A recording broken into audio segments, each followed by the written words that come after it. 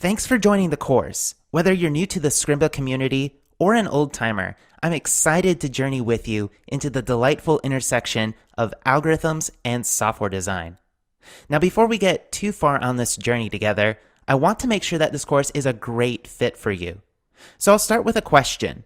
How did you become a developer? Maybe you took an atypical path to programming, like going through a boot camp, or learning on your own, or with a mentor. If you took one of these non-academic routes, you might feel like you missed out on computer science material that could make you a better developer. And plus, who wouldn't want to learn to code up some of software's most famous algorithms? If at least some of that describes you, you're in the right place. I've designed this course for developers who are already great craftsmen and want to step up their software design by thinking algorithmically, but who don't have a background in CS. Now, if you already come from a computer science background, you probably won't find this course as helpful in regards to expanding your own catalog of algorithms, but you will come away with different approaches to traditional algorithms that aren't going to be a mess of off-by-one errors and while loops. I hope that gets you excited about the unique approach we'll be taking. And now that I know you a little better, let me introduce myself. I'm Jonathan Lee Martin, aka Nibbler on the web. I'm a web educator, author, and international speaker, and I've been writing software professionally for 14 years. My passion is to help other developers craft their best work, achieve personal and professional goals, and grow without bounds. For 7 years, I've been teaching developers to craft exceptional software through speaking, writing, workshops, and through immersive boot camps. I've worked with a lot of developers from every skill level, from career switchers to senior developers at Fortune 100 companies. From that diversity of backgrounds, I hope as an instructor to equip you with real-world intuitions. If you're interested in a longer spiel about my pedagogical approach, I encourage you to check out jonathanleemartin.com. Otherwise, let's hit a few more bullet points. You probably want to know what this course covers. First off, this free 1-hour course is a preview of my full algorithms course that will be launching on Scrimba later this year. That course will cover about 10 algorithms. But to whet your appetite, this course preview will cover the first algorithm. The format and approach I'm taking in this preview should give you a solid idea of how the full course will run. In this course preview, we'll step through the classic binary search algorithm and discuss how to analyze algorithms before writing a single line of code. Then we'll hit the text editor and start coding. But this course isn't just a rehash of traditional computer science pedagogy. We'll start with a traditional implementation of the algorithm, then we'll exercise some software craftsmanship to transform the mess of imperative procedural code into 5 alternative implementations. And along the way, we'll pick up a handful of powerful design patterns that are idiomatic to a language like JavaScript. So even if algorithms are old hat to you, you should expect to get better at approaching the same problem from different design perspectives to produce more declarative code. Now, before starting this course, you should already be a coder. If you're a bootcamp student or graduate, or if you've been working as a developer, you're good to go. There's something in here for everyone, whether you're a newer coder or a senior dev without a CS background. Last, you'll need to be fluent in JavaScript. This course focuses entirely on transmutable skills, but if your JavaScript is rusty or dated, you may find it hard to follow along. So I recommend that you have a strong JS background, either from an object-oriented or functional programming perspective. I'll be taking a decidedly more functional approach, as I really find that immutability and building with functions really simplifies a lot of these algorithms and makes them easier to test. Now, my goal in this course isn't to give you a traditional approach to algorithms. I loved my CS courses, but they didn't exactly focus on code quality and craftsmanship. In teaching developers from non-CS backgrounds, I find that algorithms are 10 times more fun and powerful to learn as a craftsman instead of as a scientist. So we'll be taking a unique approach to learning algorithms together. First, we'll start off by walking through the algorithm conceptually. At this point, you'll probably think you've got a pretty solid grasp. After all, many of these algorithms aren't hard. But that's an illusion. Just because you followed the explanation doesn't mean that you've mastered the algorithm. I fundamentally believe that valuable learning only happens when you, the learner, are the one writing the code. Coding and thinking algorithmically are inherently kinesthetic skills, which means the real learning happens not when you watch, but when you do. So we'll spend most of our time coding together. For each algorithm, there will be a small test suite in place, and we'll write between 3 and 7 different implementations of the same algorithm, each with a different design challenge. But rather than me write the solution, you'll write it first, and this will be really hard.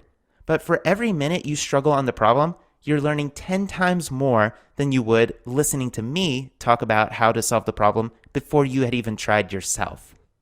Once you've finished the code, I'll walk you through my solution. That's not just in case you get stuck. Since you will have already struggled through the code yourself, any differences between our approaches will really stand out.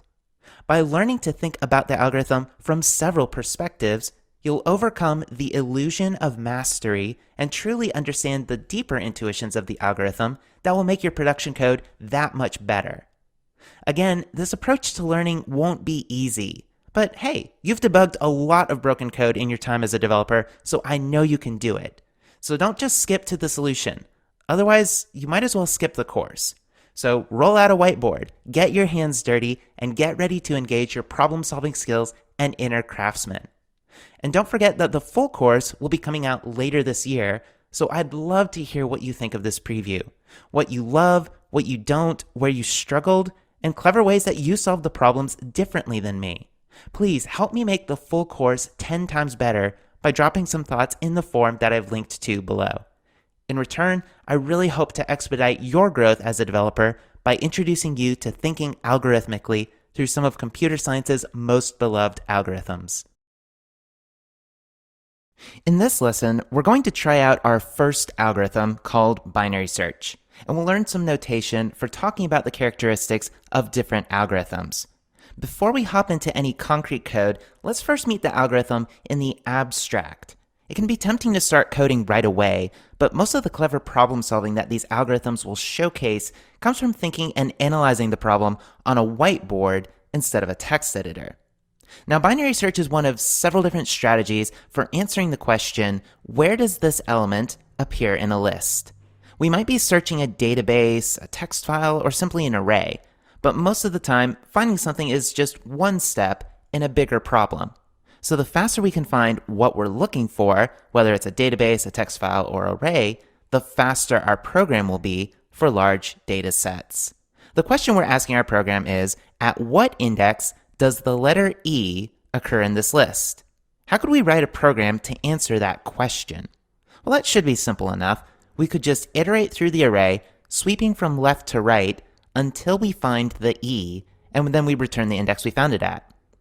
But how efficient is this sweeper algorithm? Well, it's kind of a nuanced question. Do we care about how long it took? That is, how time efficient it was. Do we perhaps care how much memory our program used? Depending on what's most important for the problem at hand, we might have to make some trade-offs between speed and memory usage. Now, for now, let's just concentrate on time. That is, how much time does this sweeper strategy take? We could, of course, write an implementation and time it, but that isn't as useful for determining if our strategy is good overall for general use, regardless of the particular computer, the programming language, or data set we're using. So instead of timing this algorithm, it might be reasonable to imagine that each time we do a lookup in the array, that operation takes, say, a millisecond. Let's count how many times we have to examine an element in the array. To find the letter E, we had to examine 3 elements, so it would take 3 milliseconds. That's not bad, but what if we were looking for the letter X with the same strategy? Well, then we would have to look through all 7 elements in the array before we found the X, and that would take 7 milliseconds. So in general then, how much time does this sweeper strategy take? Well, again, it depends on the array and what we're looking for. But in the best case, the element we're looking for is the very first element, and it only takes 1 lookup. In the worst case, it could be at the end, and we have to sweep through the entire array to find it. When talking about an algorithm's runtime, we typically focus on the worst case. So for an array of length 7, the sweeper algorithm takes 7 lookups. If the array had 7 million elements, our algorithm would also take 7 million lookups in the worst case. In other words, our sweep algorithm's runtime is proportional to the array's length. We would say this algorithm's runtime is linear because when we plot out the relation between array length and the number of lookups it takes, we get a line. But we typically don't need to whip out a graph to talk about the runtime characteristics of an algorithm. Instead, we can use a conventional notation that's called big O. Yeah, that's literally the name. This notation says that if the array has a length of n elements, the runtime will be proportional to n. We would read this notation aloud as big O of n. So our sweep algorithm has a big O of n. Now, big O notation isn't overly concerned with specifics. So, for example, let's suppose our particular implementation of the sweeper algorithm is a bit inefficient and it has to do 2 full sweeps through the array. So for an array of 7 elements, it takes 14 lookups. We could write that out as big O of 2n, since it could take up to 2 times the array's length. However, big O notation doesn't really care about constant factors like this, so it's just best to omit the 2 altogether when we're talking about big O notation, even if our implementation does in fact take more than n lookups. That's because big O is more concerned with how our algorithm performs for larger and larger data sets. Does the runtime increase in proportion to the dataset size, or does it explode for modest increases in dataset size? Those are the sorts of questions we want to answer with big O notation. And whether it's 7 or 14 or a factor of 2 or a factor of 3, that doesn't really mean as much to us. But what if before our sweeping algorithm started, our implementation first checked the last element? So for an array with 7 elements, it would first check the end and then do the usual sweep for a total of 8 lookups. It would perhaps be a bit inefficient, and we could say that implementation has a big O of n plus 1. But again, because big O notation isn't really concerned with these implementation nuances, we just omit these constants altogether when talking about an algorithm's runtime, just like we omitted constant factors. After all, one additional lookup for an array with 1 million elements has a very negligible effect on the overall runtime. So our sweeper strategy, regardless of any minor implementation details, the computer or the programming language we're using, it has a big O of n. But could we do better? In a database with 1 million rows, could we find a particular row in less than 1 million lookups, even in the worst case scenario? Well, we do this all the time. Imagine this list is a phone book. Yeah, you probably don't have one of those anymore. But what's so special about a phone book? Well, if you're trying to look up someone using their last name, you don't have to sweep through the entire phone book. Instead, you're going to take advantage of a simple fact of the entries in the phone book, and that is that they're alphabetically ordered. If that wasn't the case, and all the entries in the phone book were scrambled, you wouldn't know the first place to look. You'd have to examine each entry on each page until you found the name you were looking for. Now, suppose we're looking for the name Martin. How would we go about looking that up in a phone book? Your strategy probably wasn't very rigorous, but you could flip to the middle of the phone book and just see what the first entry on that page was, such as Harmon. If the name you're looking for should come alphabetically after that entry, you know to look in just the right half of the phone book. That's great because we've now already eliminated half the phone book. But now what? Well, we just repeat this. We could flip to the middle of the right chunk of the phone book and see if we've gone too far. If the first entry on that page is Phillips, we've gone too far to the right. And by repeating this process, we can eventually narrow our search down to the entry we're looking for, Martin. So what is the runtime of this strategy? We'll call it the splitting strategy. Well, in this particular case, it took us 3 tries, but what's the worst case scenario? Well, try working it out on your own. You'll find that for an array of 7 elements, each element can be found within about 3 lookups. That sounds like a definite improvement over our naive sweep algorithm. But how does the runtime compare for an arbitrary array size?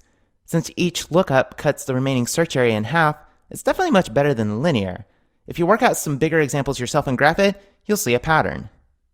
When you try splitter for larger and larger arrays, the worst case grows slower and slower in how many lookups it might take. So while sweeper could take up to 63 lookups for an array of size 63, splitter only takes 6. So the runtime for splitter is definitely sublinear. In fact, its runtime is logarithmic. That is, for an array of size n, splitter will have to do as many as log base 2 of n lookups. However, we don't typically report that base 2 part. Again, it's big O notation, so we're not all that concerned with minor details like that. It's enough to just say that the behavior is logarithmic, or big O of log n. By the way, splitter is really called binary search. Now, it's important to remember that binary search only works when the list you're searching through has already been sorted. If you can't guarantee that, binary search simply won't work.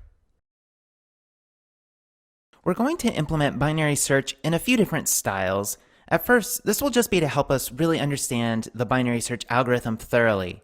But as we go, we'll explore some different paradigms to solve the same problem that incorporates a little bit more software craftsmanship than perhaps the traditional solution for some of these algorithms. I've included a test suite that will help us figure out if our implementation is working correctly. So the first test says that when we invoke binary search with an empty array and we're looking for the element 2, it should return -1. If we have an array with one thing, like the number 1, and we're looking for the element 1, it should return index 0. Finally, this last test, if we have a list of 4 things and this array is sorted and we're looking for the element 3, it should return index 2. Now in binary search.js, I've included a skeleton function with all of those parameters, including a default comparison function. Now if you've used JavaScript's array.sort method, you might recognize this kind of function. When it's asked to compare two elements, A and B, it returns either 1, 0, or -1 to indicate which is greater, or 0 if they're equal to each other. The binary search function should return the index at which the element appears in the array, or if the element can't be found, it should return -1. Now the parameter signature expects the array that we're searching through, the element we're searching for, and then it has this default parameter for what we'll be using for the comparison function. For now, you should be able to leave that as is. Now right now when we save this, the test suite is not passing because right now we haven't implemented binary search with loops. We're going to start with a traditional implementation of binary search. It should have a big O of n, it should use loops, and it should use a fixed amount of memory, which basically means that you shouldn't be allocating any new variables within any loops. So go ahead and pause this lesson and try writing an implementation for yourself. Don't just move on to my solution or you'll really miss out on 99% of the learning. Once you have a solution with passing tests, or if you just get really stuck, then come back and resume the lesson.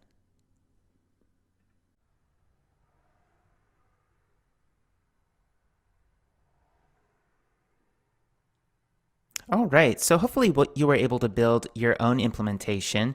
Let me just walk you through the implementation that I did for my version of binary search with loops.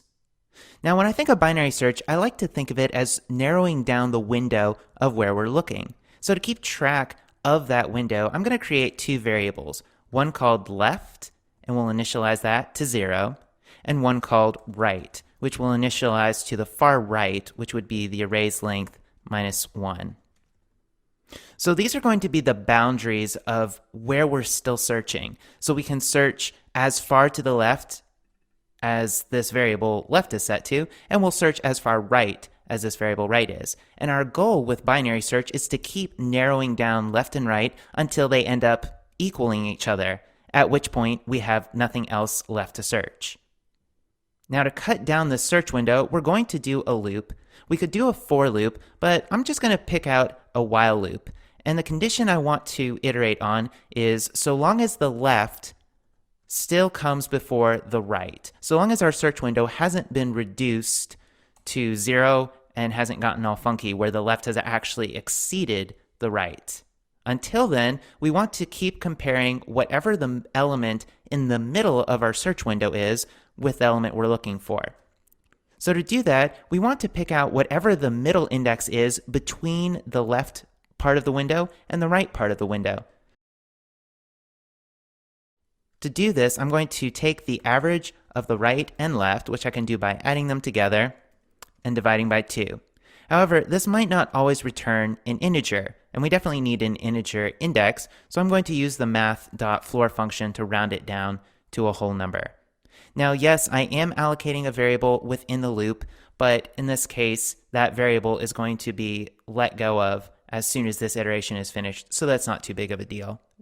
Now, once I've found the middle, what I want to do is compare whatever element is in the middle of our search window with the element we are searching for. To do that, I'm going to take the compare function that was passed in as an argument, and I'm going to compare the element we're looking for with whatever element is at the middle of the search window. So array, square bracket, middle.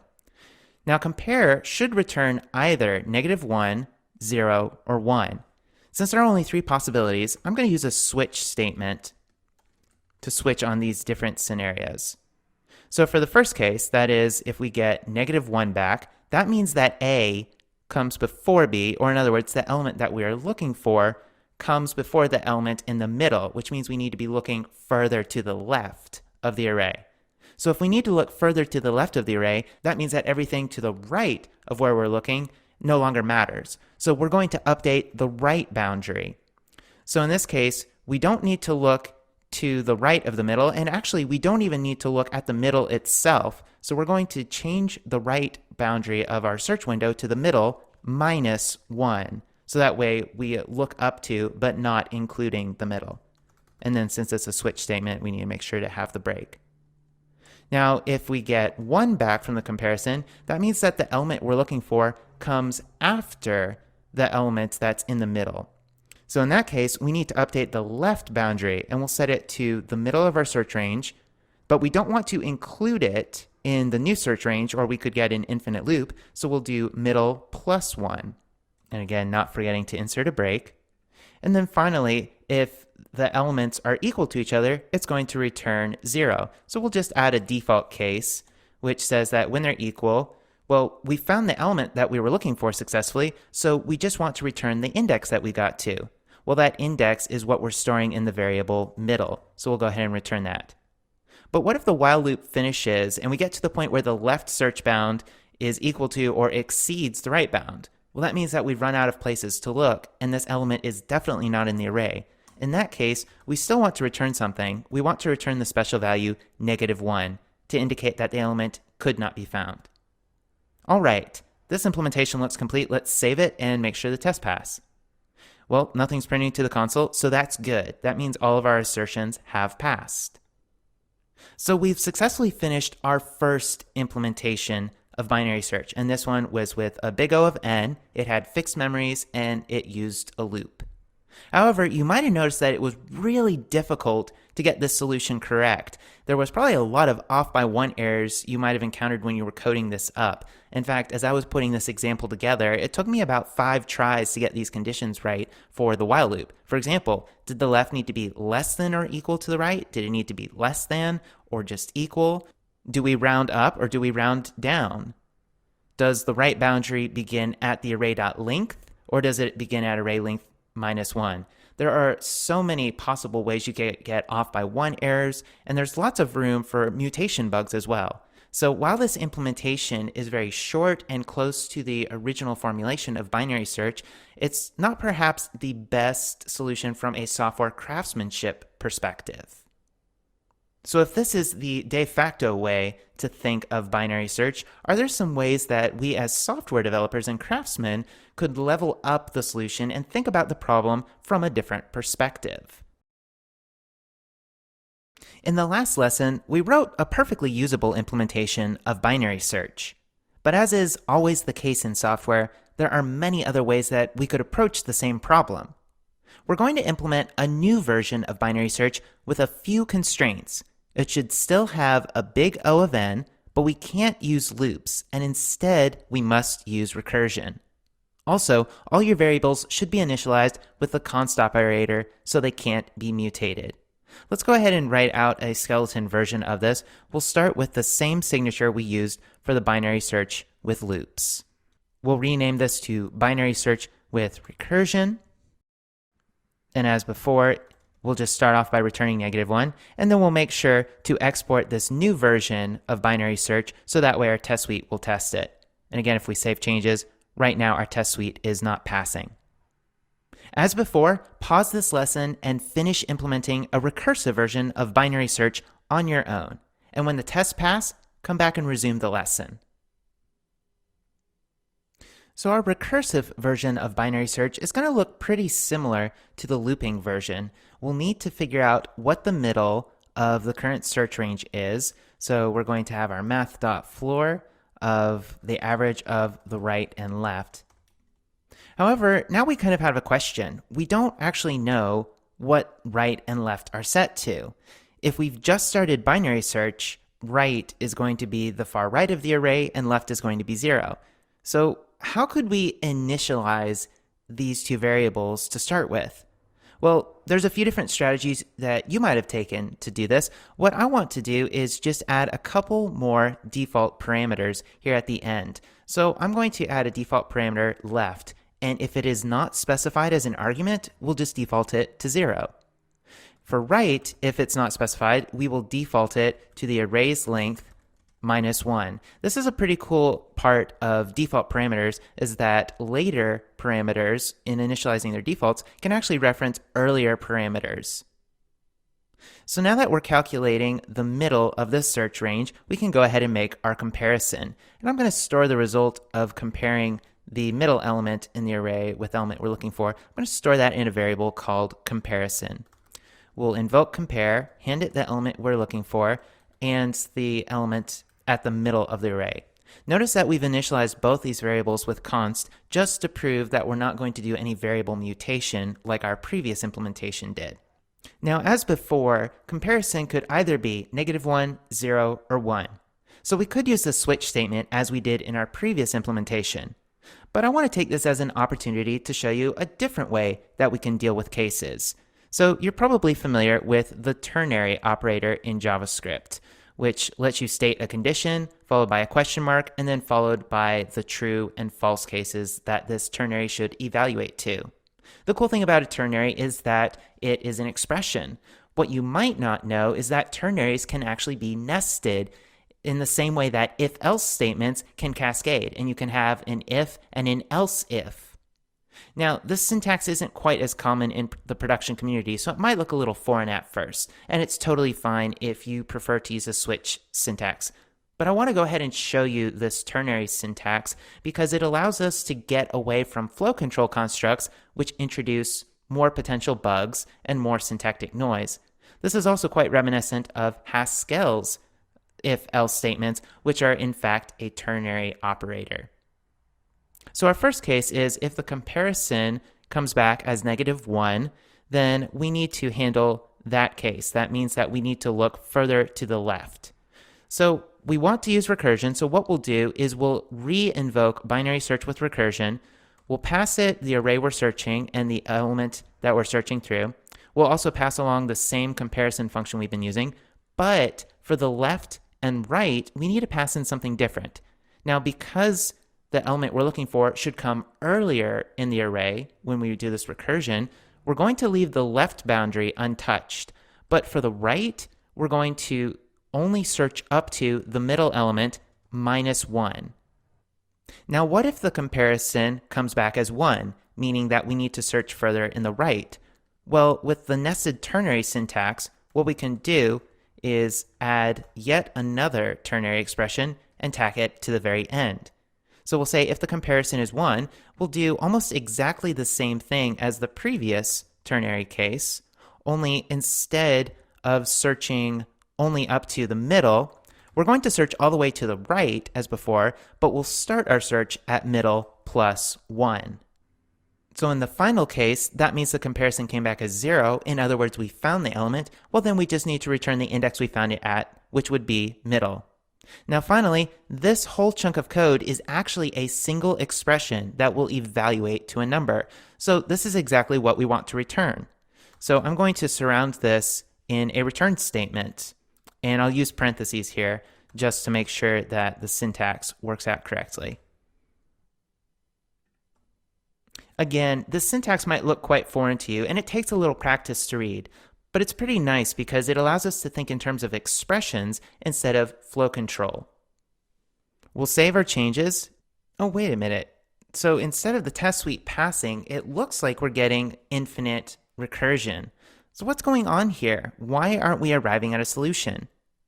Well, it looks like we forgot to add some sort of base case. Remember, if you're going to do a recursive solution, you need two parts. You need the step case, which helps split the problem into a smaller one, and you need a base case, which says when we've finally gotten to a problem that's small enough to solve.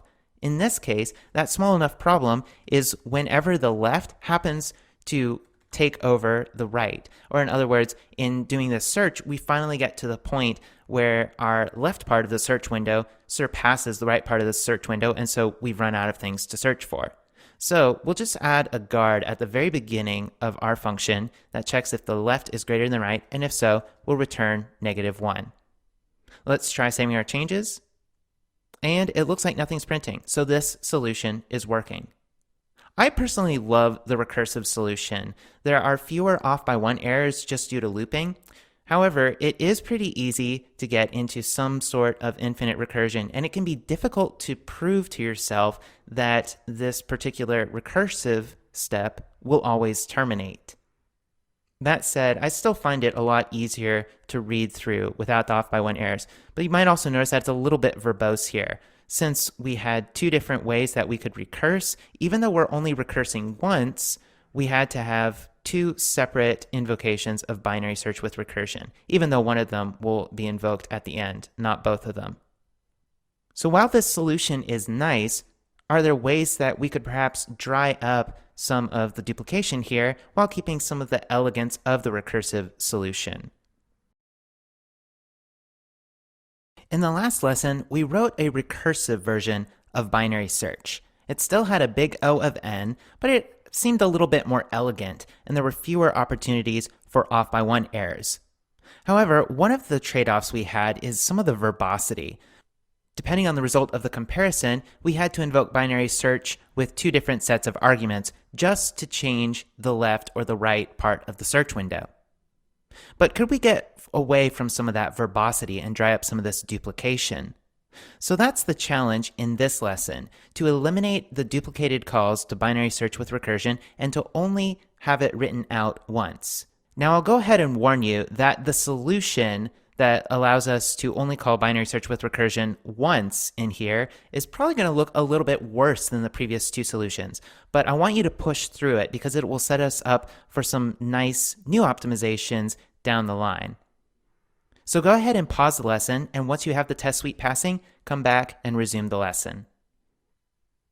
So there are a few different ways to tackle this particular challenge, but I want to go ahead and start off by writing what we roughly want the last line of code to look like. And that is, it should simply return the result of 1 call to binary search with recursion. We don't yet know how we'll calculate left and right so that they're separate, but this is roughly what we want the last line of code to look like. And this makes it very obvious that this is a case of tail recursion. And tail recursion is pretty cool because JavaScript and most engines out there, most programming languages, have a way of optimizing tail recursion and just turning it into a loop.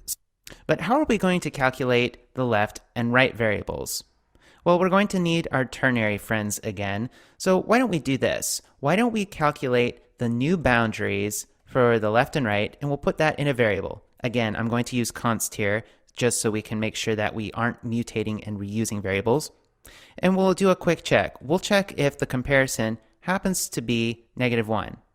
And if it is, we'll set new bounds to an array with the existing left of the search window and set the right to middle -1.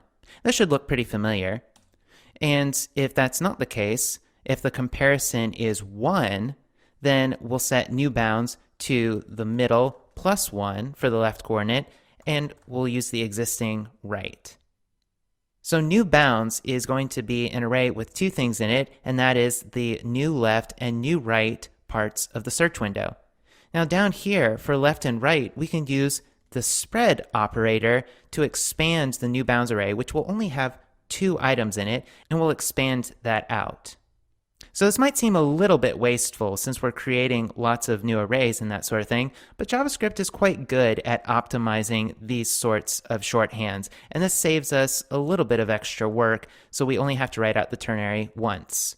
Let's go ahead and delete this commented out code. You'll see it's nice and short now, and now it's fairly obvious that binary search with recursion is tail recursive. So we know that the JavaScript engine can optimize this for us to tail recursion and just turn it into a loop. Let's try saving this and see if our test suite passes. No, it's not quite working. Well, you might have noticed that it kind of seems like we aren't ever handling when the comparison is equal to 0. In other words, we've found the element we're looking for. So once we do the comparison, we actually need to add one more check in here, kind of like how we added an if statement at the very beginning to check in the case that we run out of places to search. We also need to do a quick check to see if the comparison returns 0, or in other words, if we have successfully found the element we're looking for. In that case, we need to return the index that we got to. Let's try saving our changes now, and nothing's printing, so our test suite is passing. So this is pretty nice. We managed to get binary search with recursion down to one single call at the very end, so it's obvious it's tail recursion. Let's cut down on some of the syntactic noise. However, we had to do it at the expense of introducing another guard clause. So in this function, we have a total of 2 guard clauses. Now, guard clauses can cause code to be a little bit difficult to reason about because now this function has more than one exit point. Either the function exits here, or it exits here, or it exits here. All those different exit points are cases that we have to test. Now, thankfully, we have that test suite, but it also means that it's more difficult to reason if we potentially have some infinite looping bugs hidden in plain sight. So it's not quite ideal, but it did help clean up our code a little bit. And thanks to creating an array here for the new boundaries and the new spread operator in ES 2015, it tidied up our implementation of recursion quite a bit. Now, it still seems like we're passing a lot of extra information into binary search with recursion, in particular these new bounds. We're doing that just so we can form the next recursion of binary search where to continue the search. But what would happen if, before calling binary search with recursion, we first took the array we're searching through and chopped it up? A bit like taking our phone book that we were searching through earlier, and whenever we decided that half the phone book was irrelevant, we just tore it off. If we weren't as concerned about memory usage, could we do something like that to tidy up the code a bit? Now, it still seems like we're passing a lot of extra information into binary search with recursion, in particular these new bounds. We're doing that just so we can form the next recursion of binary search where to continue the search. But what would happen if, before calling binary search with recursion, we first took the array we're searching through and chopped it up? A bit like taking our phone book that we were searching through earlier, and whenever we decided that half the phone book was irrelevant, we just tore it off. If we weren't as concerned about memory usage, could we do something like that to tidy up the code a bit? Let's create a new version of binary search that doesn't have to pass in these additional left and right parameters, but instead just passes in an array that has been truncated to whatever the search window is. We'll start off with the signature of our binary search with recursion, and we'll rename it to array splitting. It will have the same argument signature, except that we're going to remove the left and right arguments. We'll have it return -1 for now until we implement it, and then just make sure to update the export so that way we'll be able to test our new version of binary search. If I save changes, we see that the tests are failing, so we're ready to go. As before, pause the lesson and implement binary search with array splitting, and come back once the tests are passing. So I could write this new version of binary search from scratch, but I'm actually going to start off with our recursive solution. In fact, it'll take only a few changes to get this version working with array splitting. Basically, I'm going to take the array and slice it based on the new search window, so the new left and right, and I won't pass in new boundaries at all. Now, where do left and right come from? Well, we actually don't use those variables anymore because we can assume that every invocation of binary search with array splitting is getting a smaller array, and we don't have to worry about what part of the phone book we're in. We can just assume that everything that was irrelevant to our search has been torn off. So that means for these new boundaries, if the element ends up coming before the middle element, the leftmost boundary is just going to be 0. But if the comparison returns 1, meaning that the element should come after the middle, then the rightmost boundary is just the array's length. Now, because we don't have the variables left and right anymore, we can repurpose it, and we'll take new bounds and go ahead and destructure it with array destructuring, and we'll call these variables left and right. Now, what about these other references to left and right that we had before? Well, since the array is being progressively cut down and cut down on every invocation, our base case will be when the array has a length of 0. So when the array is empty, we can just return -1, and that will be our base case. To compute the middle, instead of using right and left, we'll just take the array length and divide it by 2 to find the middle. Last, we just need to update the reference to which version of binary search we are recursing with. Let's save our changes and see if it works. Well, it looks like one of our tests is failing. And that might be because whenever we delve into the array and split it up, the indice that we return is relative to that split array. It's not relative to the array we originally started out with. So at the end of the day, the index at which we find an element could be bizarrely different from its index in the original array. So we need to do some sort of transformation. In particular, what we need to do is we'll keep track of what the recursive binary search says the index is. We'll put that in a variable called subindex. And then instead of just returning the subindex, we need to pad it with just how far we cut off the beginning of the array. In other words, left. Let's try this. Well, it looks now like we have a different test failure. And this test failure says that when an element doesn't exist, we should get -1 back. But we're not getting -1 back. Well, what's going on? Perhaps it's when we call binary search with array splitting in a recursive version, at some point it might return -1. But if -1 is returned, we're adding just how much of the left part of the array we've chopped off. So if we've delved in several times, left might be 3, while subindex is -1. Now, -1 is a special value. It means that we couldn't find the element, so we definitely don't want to add left to it. We want to return -1 as is. So let's go ahead and use our friend the ternary once again, and we'll add a special exception for this, and that is if the subindex is -1, we'll also return -1 without adding anything to it.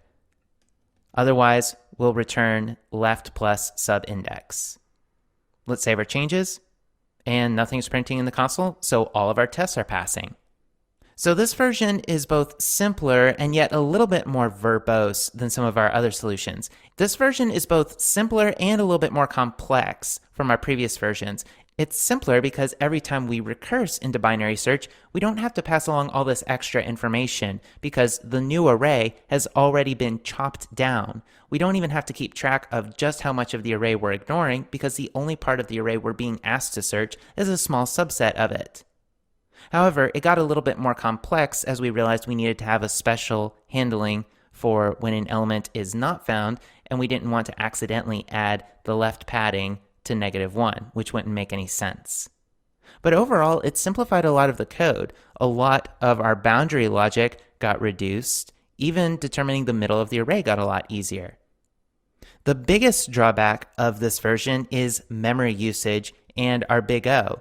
So in fact, the big O time is not quite big O of n anymore. Every time we call slice, we're making a copy of the array. True, we're cutting it down, but before, we weren't ever creating a copy of the array. We were just keeping track of what parts of the array we were still searching through. So our algorithm technically isn't big O of n anymore, and the memory usage is no longer fixed. Is there a way that we could address that and get back the performance, but have essentially a code solution that looks exactly like this? There's a strong conceptual appeal to the array splitting version of binary search that we did in the previous lesson. By creating a smaller array to search, recursion isn't just an implementation detail anymore. It represents an elegant divide and conquer approach. But because it involves copying the array that we're searching through, it unfortunately came at the cost of higher memory usage and a slower runtime. Could we somehow merge the performance benefits of our earlier solutions with the elegance of this array splitting solution? Well, absolutely. This is where software design really starts to get fun. Notice that we're never actually mutating the array that we're searching through. We're simply chopping off parts of it that we'd rather the next recursive step not search through. So what if we created an array-like object that responds to a few of the same methods as an array and injected that array-like object in place of the original array? Let's call this array wrapper an array view. Its job is to simply wrap around a real array and respond to a few of the same methods. An array view is initialized with a real array plus the bounds that we want to trim the view to. You can implement array view as a class or simply as a function that returns an object. I'll go ahead and start off the signature for a function version of array view. It will expect 3 arguments. First, it will expect the actual array that we're wrapping around. Next, it will expect the starting point at which this new array view should begin at. And finally, the ending point, which will just initialize to the array's length. When invoked, the array view should return an object with 4 methods: length, toArray, slice, and get. The length and slice methods will have the same signature as those on a real array, but the get method will take the place of a real array's indexing operator. Now in binarysearch.tests.js, I've included some tests for this array view. And the test will need one extra method called toArray that you wouldn't normally find on an array. Let's go ahead and write the implementation of toArray together. It just needs to return a slice of the source array based on the start and end position. As for length, this is just going to be the difference between the end and start positions. Now, how will we actually use this array view? We'll need to create a new version of binary search. Let's call it binary search with array view. Now, we don't need to implement it from scratch. We'll just wrap the array in an array view before calling our original binary search with array splitting. And we'll need to make sure that we're exporting this new implementation of binary search for our test suite. However, there's one adjustment we need to make to binary search with array splitting. Instead of using the indexing operator, we'll switch over to the array view's get method. Alright, now it's your turn. Your challenge is to implement the slice and get methods of array view. Don't forget to read the test to make sure you really understand exactly how these methods should behave. And above all, array view should never actually make a copy of the original array. Otherwise, we'll be forfeiting any performance gains. So pause the lesson, and once you have the test passing, resume, and we'll walk through an implementation together. All right, way to go. That probably wasn't easy. After all, building a fake array can have a lot of edge cases. So let me walk you through how I implemented the slice and get methods of array view. Now, first off, slice expects 2 arguments: where to start the slice and where to end it. But there are 2 crucial things to remember about slice in an array view. First, slice should return a new array view. If we just sliced over the real array, we'd be making a copy of the array and recursing over that. So slice will definitely need to return some sort of array view. But the new array view still wraps around the original array, so the bounds given to slice can't be used as is. We need to offset them by the parent array view's own starting index, which also has the variable names start and end.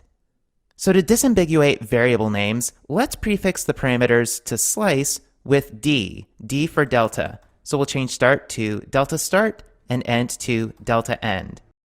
Since these are deltas, these need to be relative to the parent array view's own starting position, so we'll pad delta start and delta end with the starting position first. All right, now for get. Now get only needs one argument, and that is the index of the element we want to peek at. A naive implementation would simply take the array and look up the index given as is. But remember, the index that get receives is relative to this virtual array, the portion of the array that the array view allows us to see. But we need to do the lookup in the original array relative to the starting position. We should also make sure that the lookup is not out of bounds, so we need to make sure that it wouldn't exceed the boundaries of this array. So to do that, let's create a variable to compute the real index. And the real index is simply going to be the starting position plus the index. Next, we need to make sure that this index is actually in bounds. So to do that, let's do a little ternary. We'll check to see if real index is less than the ending position of this array. And we'll also check that the real index comes after the starting position of the real array. If this is the case and the index we're given is in bounds, then we'll just look up the corresponding element in the array based on that real index. Otherwise, we'll just return undefined. And finally, we need to make sure that we return the result of this ternary, and we'll terminate with a semicolon. All right, let's see if this works. Well, when we save changes, nothing's popping up in the console. That means our test suite is passing, and this solution is working correctly. All of our tests for the array view and for our implementation of binary search are working as is.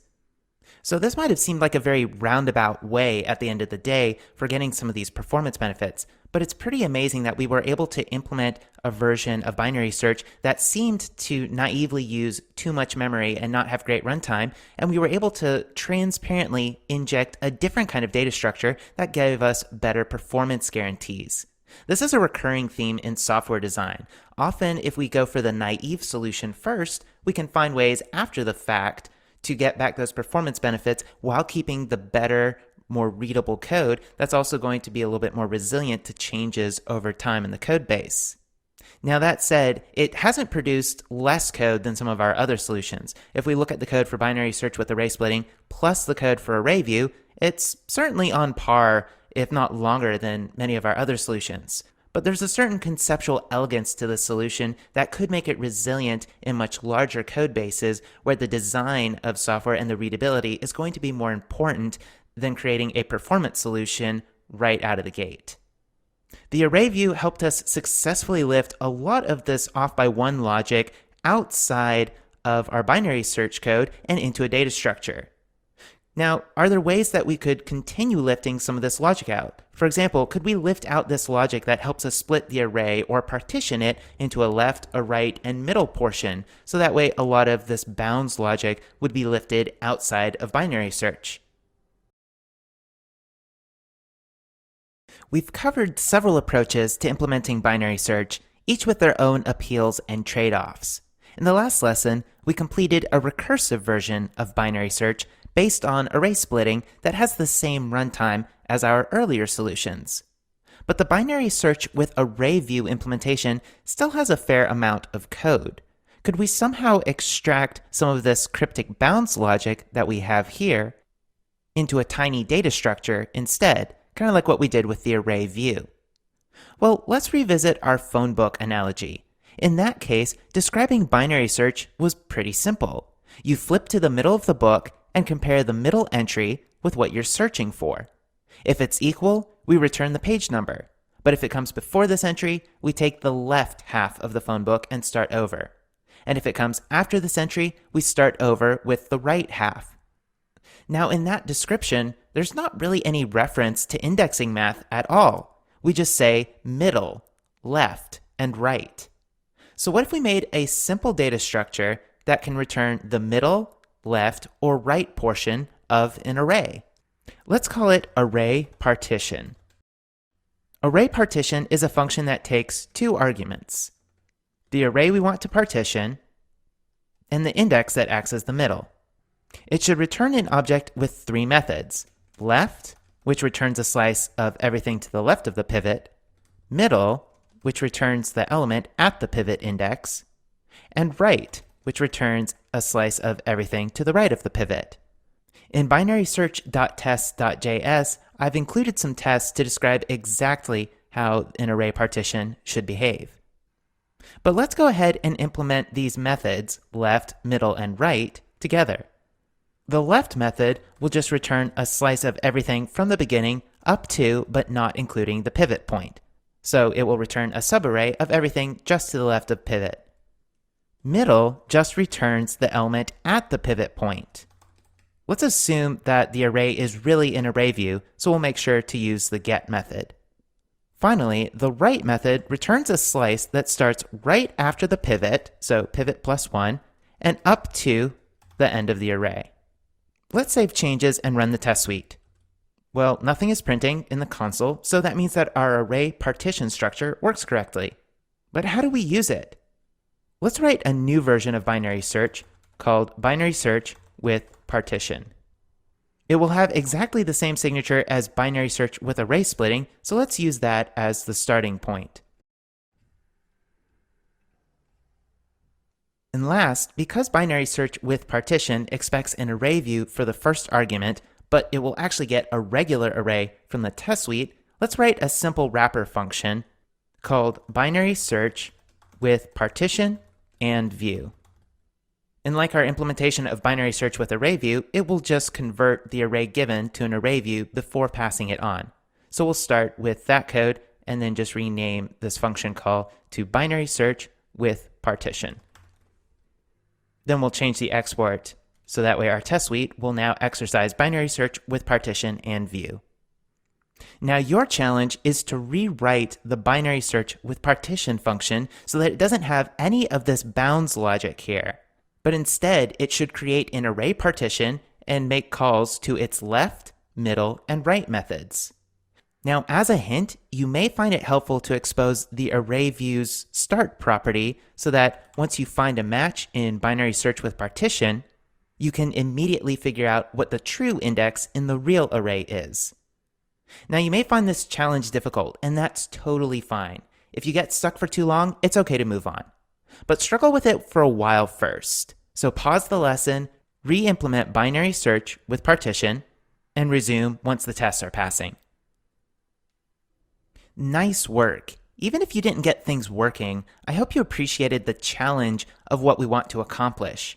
Lifting tedious index logic out of a function, especially an algorithm like binary search, can be really tricky. And if you don't do it just right, your solution can end up turning into spaghetti. So here's how I implemented binary search with partition.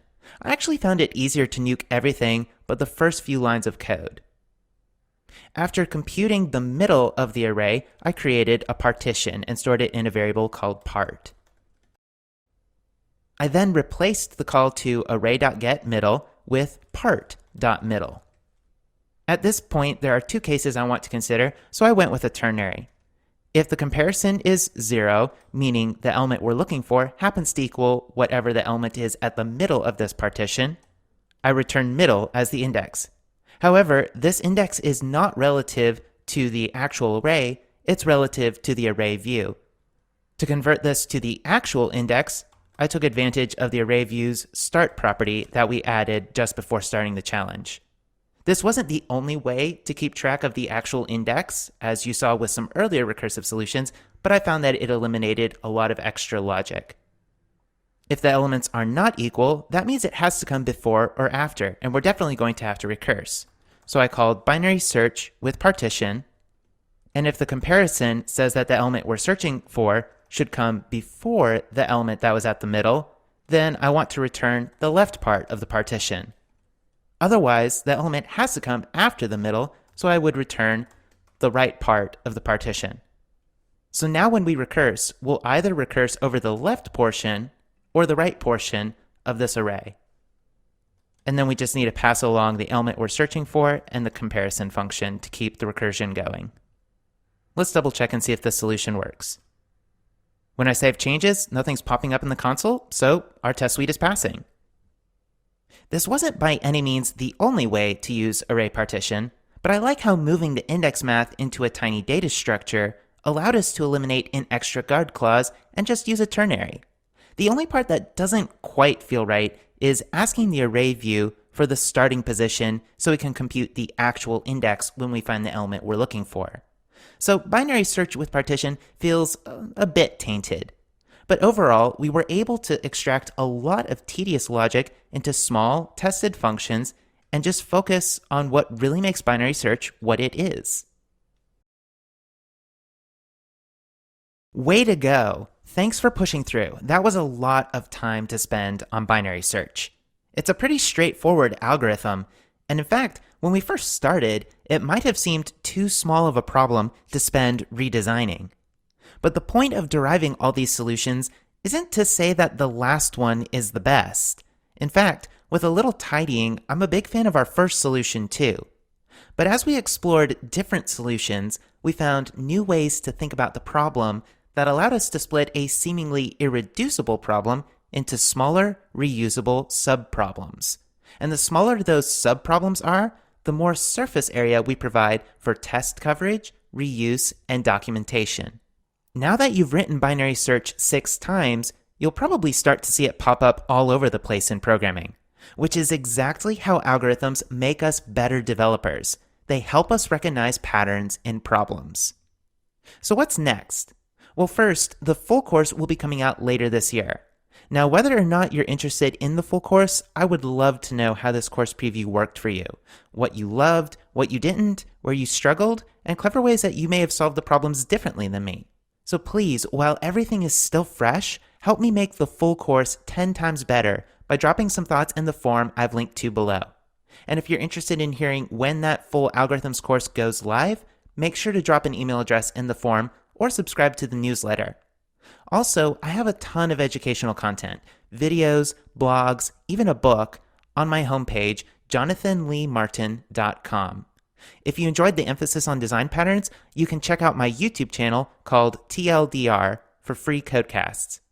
Thanks so much for joining the course. Keep crafting exceptional code.